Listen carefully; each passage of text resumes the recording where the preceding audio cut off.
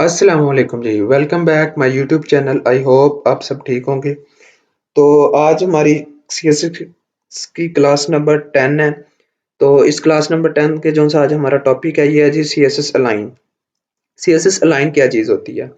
CSS align ये चीज़ होती है, फॉर एग्जांपल आपने कोई डिव लगाई है, कोई इमेज लगाई है, कोई टेक्स्ट लगाया है, तो उसे अलाइन किस तरह किया जाता है, ठीक है? अलाइन किस टाइप में किया जाता है? तो इसकी आगे सीएसएस अलाइन की कुछ टाइप्स भी हैं, जिसमें सीएसएस अलाइन एलिमेंट आ जाता है, ठीक है? उसके बाद अलाइन टेक्स्ट आ जाता है और अलाइन इमेज आ जाती है। ये इसकी डिफरेंट प्रॉपर्टीज हैं। तो इसमें से सबसे पहले सॉरी टाइप्स हैं। तो इसमें सबसे पहले आ गया, हम आपको बताते हैं जी, सबसे जो सी पहली टाइप है अभी CSS align element. Align element क्या चीज़ है? आपने ऑलरेडी भी पढ़ा होगा। तो सबसे पहले मैं एक डिव लगाता हूँ। ये मैंने एक डिव लगाई। ये डिव ओपनिंग टैग हो गया, ये क्लोजिंग टैग आ गया, ये ओपनिंग और क्लोजिंग, ये 2 टैग्स आ गए, ठीक है? इसके बाद मैं इसके अंदर एक क्या लगाता हूँ, पैराग्राफ। ये पैराग्राफ का ओपनिंग और क्लोजिंग टैग आ गया। इधर मैं फॉर एग्जांपल लिख देता हूँ अलाइन एलिमेंट। वैसे ये रैंडमली टेक्स्ट इनपुट कर रहा हूँ, अलाइन एलिमेंट। अच्छा, ये थोड़ा-सा ज़रा कॉम्प्लिकेटेड सा हो जाएगा, लेकिन आपको मैं जितना ईज़ी हो सके उतने तरीके से समझाऊँगा ताकि ज़्यादा जल्दी आपको समझ आ सके। तो सबसे पहले जी ये मैंने एक डिव लगाई है मेन, और उसके अंदर एक मैंने पैराग्राफ का टैग रख दिया, पैराग्राफ लगा दिया, और उसके बाद मैंने अब इस डिव को मैं देता हूँ क्लास। क्लास मैं कोई दे देता हूँ, डिव 1 की मैं इसे क्लास दे देता हूँ। ये डिव 1 की मैंने इसे क्लास दे दी। अब मैं सीएसएस में जाता हूँ, मैं यहाँ पे जाके उस क्लास को कॉल करता हूँ। डिव 1 के नाम से हम क्लास दे के आए थे। इसकी मैं विड्थ कर देता हूँ 40%, ठीक है जी। और इसके बाद बॉर्डर कर देता हूँ इसे मैं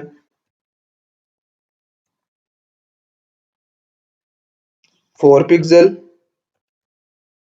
सॉरी पिक्सल, पिक्सल। और उसके बाद सॉलिड,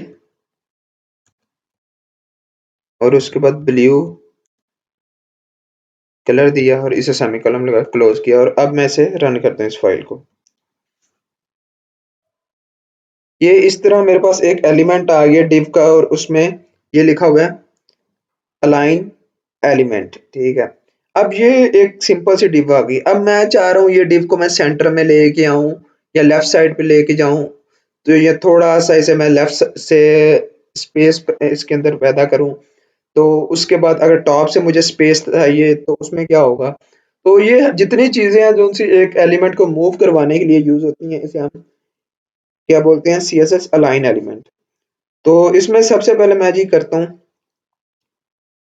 यहाँ पे जाता हूँ सीएसएस के अंदर, यहाँ पे मैं जाके इसे कर देता हूँ मार्जिन, मैं इसका कर देता हूँ ऑटो, मार्जिन ऑटो कर देते हैं, और पैडिंग कर देते हैं इसके अंदर 10 पिक्सल। ये पैडिंग आ गई। अब मैं इसे रन करता हूँ, अब देखते हैं। अब देखें ये एलिमेंट कहाँ पे आ गया, सेंटर के अंदर आ गया। तो इस तरह आप एलिमेंट्स को क्या कर सकते हैं, अलाइन कर सकते हैं। ये जितने भी एलिमेंट्स हैं एचटीएमएल के, आप इन्हें अलाइन कर सकते हैं। उसके बाद नेक्स्ट हमारा टॉपिक आ जाता है जी सीएसएस में, सीएसएस अलाइन में टेक्स्ट अलाइन। टेक्स्ट अलाइन कैसे होता है जी?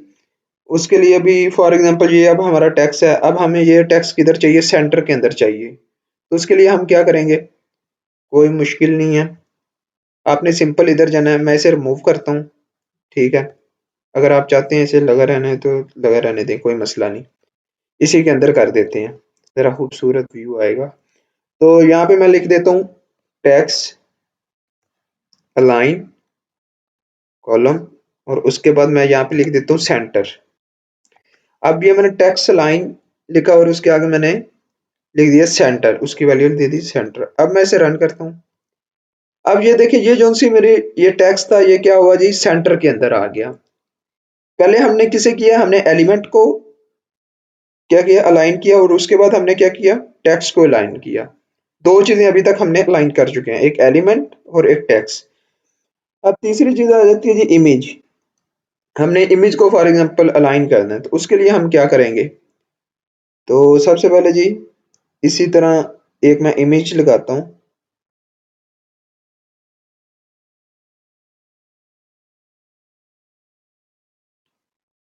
यहाँ पे मैं एक इमेज लगा देता हूँ रैंडमली।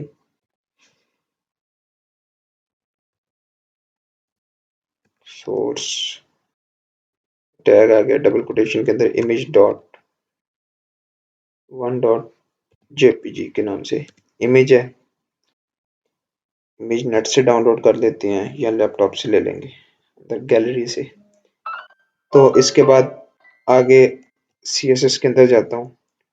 यहाँ पे मैं देता हूँ इमेज, उससे मैंने क्लास डिफाइन नहीं की हुई, तो वैसे इसे दे देते हैं डिस्प्ले ब्लॉक।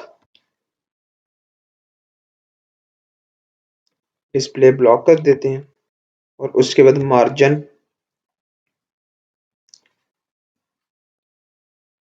लेफ्ट ऑटो कर देते हैं।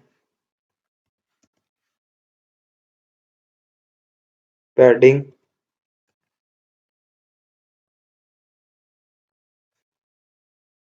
ऑटो।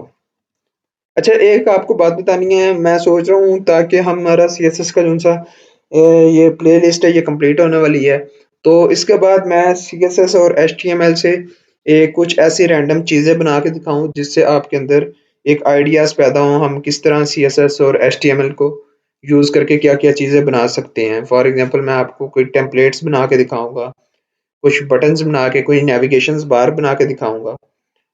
तो वो इंशाल्लाह जैसे ही ये कोर्स, ये प्लेलिस्ट खत्म होती है तो वो स्टार्ट कर देते हैं।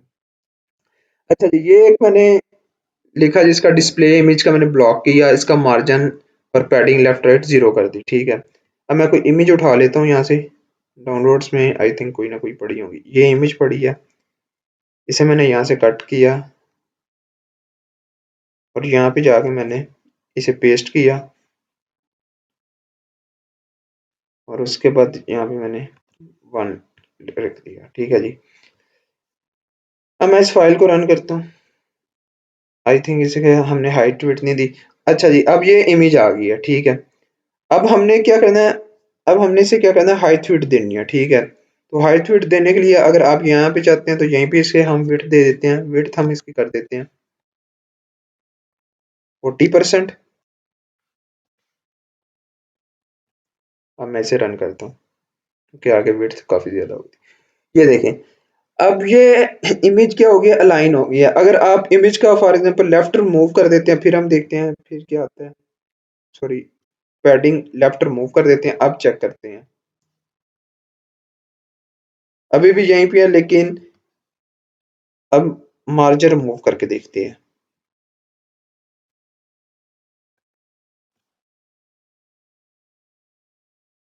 देखें, अब इस साइड पे चलेगी। आगे हमने उसका मार्जिन और पैडिंग दोनों क्या किया था, ऑटो किया हुआ था।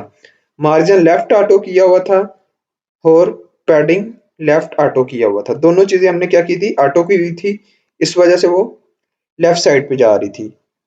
अगर हम राइट साइड से कर देते हैं तो राइट साइड पे चली जाएंगी। तो ये आप मतलब फॉर एग्जांपल आप इस इमेज को किसी भी स्क्रीन के किसी भी हिस्से में मूव करवाना चाहते हैं, उसे हम बोलेंगे इमेज अलाइन, ठीक है। तो ये अभी तक हमारे 3 टॉपिक्स हो गए हैं जिसमें हमने पढ़ा एलिमेंट अलाइन, टेक्स्ट अलाइन और इमेज अलाइन। तो इसके बाद जो नेक्स्ट टॉपिक आता है हमारा, वो आता है सीएसएस कंपाइलर्स। सीएसएस कम सिबलिंग्स के नाम से ज्यादातर मशहूर है, जिसे हम क्लासेस बोलते हैं, सब क्लासेस जिसे हम बोलते हैं, आम कोडिंग के जुबान में से हम सब क्लासेस बोलते हैं। तो ये जो सा सीएसएस, इसमें फॉर एग्जांपल अगर आपने एक एलिमेंट लगाया है और उसके अंदर आपने एक और एलिमेंट लगाया है उसके बाद, और आप जो सा सेकंड वाला एलिमेंट है उसके ऊपर आप कोई ना कोई फंक्शनैलिटी परफॉर्म करवाना चाहते हैं, कोई कलर देना चाहते हैं उसे, ठीक है। तो उसके लिए आपको क्या करना पड़ना है, ये जो सिबलिंग्स होते हैं इनका इस्तेमाल करना पड़ता है। तो सिबलिंग्स के कुछ साइन है। दो टाइप्स की सिबलिंग्स होती हैं, एक होती हैं एडजस्टमेंट सिबलिंग्स और एक होती हैं जनरल सिबलिंग्स। एडजस्टमेंट सिबलिंग्स क्या होती हैं? एडजस्टमेंट सिबलिंग्स ये होती हैं जी, फॉर एग्जांपल एक आपने डिव लगाई, उसके बाद आपने पैराग्राफ का टैग लगाया। आप चाह रहे हैं जैसे डिव का टैग खत्म हो उसके बाद पैराग्राफ लगाओ, इमेज लगाओ, हेडिंग लगी हो, जो भी चीज लगी हो उस पे ये मेरी स्टाइलिंग इम्प्लीमेंट हो जाए। तो इसके लिए सबसे पहले जो सी चीज है वो मैं एक आपको बताता चलूं। ये सिबलिंग्स ये चीज होती है, एक जैसे हम जनरेट करते हैं, क्लासेस जनरेट करते हैं, ठीक है। जिस तरह अभी मैंने यहाँ पे की थी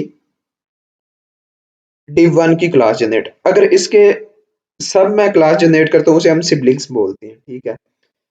तो सबसे पहले जी मैं यहाँ पे एक इसे नीचे ही मैं एक पैराग्राफ लगाता हूँ, सॉरी एक डिव लगाता हूँ सबसे पहले।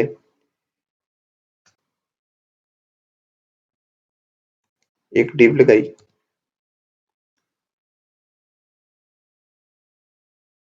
इस डिव को क्लोज किया और उसके बाद यहाँ पे मैंने इसके अंदर पैराग्राफ के टैग लगा दिए।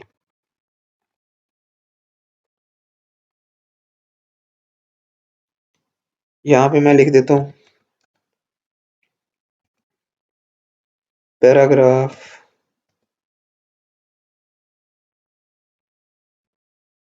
1, ठीक है। अब इसे मैं कॉपी करता हूँ, इसे मैं कर देता हूँ पैराग्राफ 2। अच्छा ये अब एक डिव के अंदर कितने आ गए? दो पैराग्राफ्स आ गए हैं। अब मैं इसके अंदर से अब मैं बाय डिव के बाय पैराग्राफ लगाऊंगा, डिव नहीं लगाऊंगा। अब मैंने विदाउट डिव पैराग्राफ लगाया, तो यहाँ पे मैं रख देता हूँ पैराग्राफ 4 और उसके बाद नेक्स्ट मैं एक और इसी तरह सेम इसी कॉपी कर लेता हूँ, इसे यहाँ पे पेस्ट कर दिया। इधर मैं रख देता हूँ पैराग्राफ 5 और इधर मैं कर देता हूँ 6, ठीक है जी। अब ये वाले मैं थोड़ी सी स्पेस पैदा क्रिएट कर दूं ताकि आपको क्लियर हो जाए सारी चीजें। थोड़ा सा फॉन्ट साइज भी इंक्रीज कर देते हैं।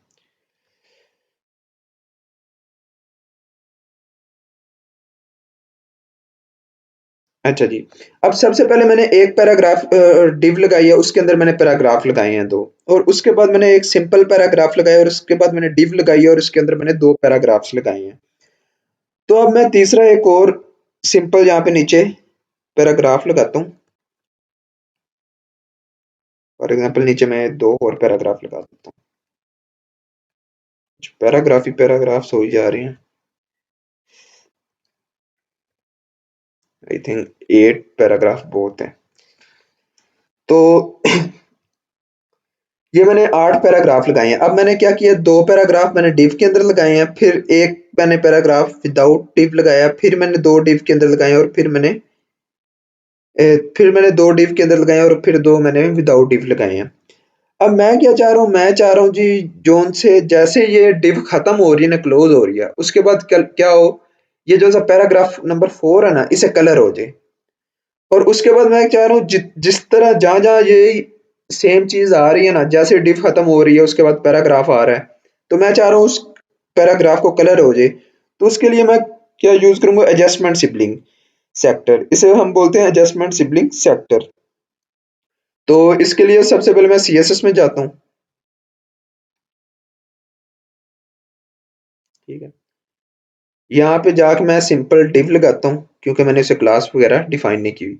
अच्छा जी, अब जो सा सिबलिंग का सिग्नेचर है वो होता है जी प्लस, प्लस का साइन है, और उसके बाद नेक्स्ट आ जाता है पैराग्राफ, क्योंकि हमने पैराग्राफ लगाए हुए हैं, और उसके बाद कर्ली ब्रैकेट्स के बाद मैं कह देता हूँ जी बैकग्राउंड कलर इनका चेंज कर देते हैं, वो कर देते हैं हम येलो कर देते हैं, बैकग्राउंड कलर येलो। अब मैं क्या करूंगा, मैं सिंपल जाके उस फाइल को रन करता हूँ, पहले विदाउट इसके करते हैं ताकि आपको समझ आए। इसे मैं कट करता हूँ एक बार कोड को, अब मैं आपको सिंपल रन करके दिखाता हूँ। ये देखें इस तरह बिल्कुल आपके पास है ब्लैंक, किसी के ऊपर कोई कलर अप्लाई नहीं हो रहा, ठीक है। मैं चाह रहा हूँ ये जो से पैराग्राफ नंबर 4 है और पैराग्राफ नंबर 7 है, ठीक है, क्योंकि देखें ना लॉजिक मैंने ये डेवलप की है, जैसे ही div क्लोज हो उसके बाद जो सा पैराग्राफ है उसका क्या हो जाए, कलर चेंज हो जाए या उस पर कलर अप्लाई हो जाए। तो अब ये div है, इसके बाद पैराग्राफ नंबर 4 आ रहा है और ये इस div के बाद पैराग्राफ नंबर 7 आ रहा है। तो मैं इसे सिंपल अप्लाई करता हूँ और उसके बाद फाइल को रन करता हूँ। ये देखिए जी, अब पैराग्राफ नंबर 4 और पैराग्राफ नंबर 7 दो पैराग्राफ्स को क्या हो गया, कलर हो गया। इसी तरह अगर मैं चाहता हूँ जी, मैं एक और नीचे इसी तरह आपको यहाँ पे अगेन करके दिखाता हूँ। ये एक div लगाता हूँ और div के अंदर मैं पैराग्राफ नंबर 9 और 10 दो पैराग्राफ्स रखे और इसके बाद मैं नीचे दो पैराग्राफ्स और लगा देता हूँ, ठीक है, लेकिन ये मैंने विदाउट div रखे। ये पैराग्राफ नंबर 11 और ये 12 दो पैराग्राफ्स आ गए। अब जैसे मैं इस फाइल को रन करता हूँ, अब देखिएगा पैराग्राफ नंबर 11 को क्या हो जाएगा, ऑटोमेटिकली कलर उस पे बैकग्राउंड कलर अप्लाई हो जाएगा। तो ये आ जाते हैं एडजस्टमेंट सिबलिंग्स, ठीक है। तो इसके बाद जो सी दूसरा नंबर पे आ जाता है वो आ जाती है जनरल सिबलिंग्स। जनरल सिबलिंग्स क्या है, फॉर एग्जांपल एक मैंने पैराग्राफ लगाया और उसे मैं चाहता हूँ जी इनमें से किसी एक को कलर, जिस तरह जिधर जिधर पैराग्राफ है उधर उधर क्या हो जाए, कलर लग जाए। अगर div के अंदर है, जिधर भी पैराग्राफ लगा हुआ है ना उसे कलर लग जाए, ठीक है। div के अंदर वाले को नहीं लगेगा, बस जिसे मैं असाइन करूंगा ना उसे कलर लग जाए। तो उसके लिए आपने क्या करना है, यही लगा हुआ है सेम, इसे मैं इस पे इम्प्लीमेंट कर देता हूँ। इसका जो सा साइन होता है, एक जनरल सिबलिंग, यहाँ से मैं CSS के अंदर जाके डिफाइन करता हूँ। इसे पहले रिमूव कर देते हैं, इस फाइल को रिमूव कर देते हैं ताकि आपको समझ इजीली आ जाए।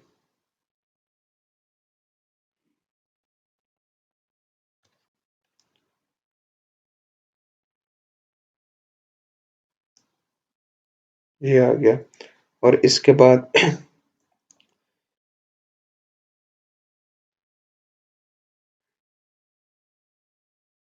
ठीक हो गया।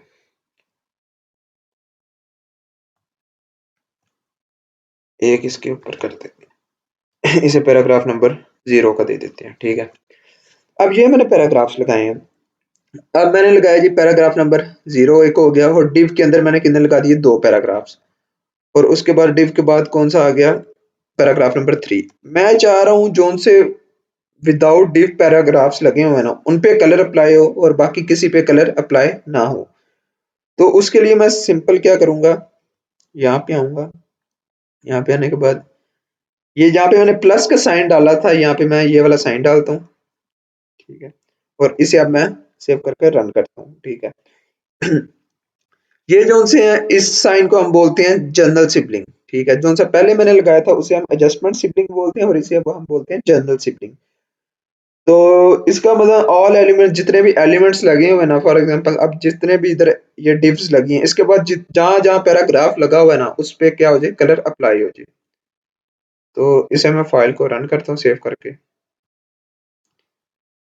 अब देखें जी, यहाँ पे पैराग्राफ नंबर 0 था, ये विदाउट डिव लगा हुआ था, और पैराग्राफ नंबर 3, ये दो पैराग्राफ थे जिन पे जो उनसे डिव्स के बाहर थे, जिन पे डिव इम्प्लीमेंट नहीं हो रही थी, ठीक है, ये विदाउट डिव थे। तो इसी तरह मसलन जहाँ जहाँ आप जनरल सिबलिंग करना चाहते हैं, जहाँ जहाँ आप चाहते हैं जी कहीं पे एलिमेंट नहीं अप्लाई हो रहा हो, फॉर एग्जांपल एक जगह वहाँ पे हेडिंग है, अब उस हेडिंग पे वो हेडिंग विदाउट डिव है, उस वो जो सी हेडिंग है वो डिव के अंदर नहीं आ रही, तो आप चाह रहे हैं जहाँ जहाँ ये हेडिंग्स आ रही हैं इसके क्या हो जाए, कलर्स चेंज हो जाए, ब्लू हो जाए, ब्लैक हो जाए, कुछ भी कलर हो जाए, तो उधर आप ये जनरल सिबलिंग का इस्तेमाल कर सकते हैं।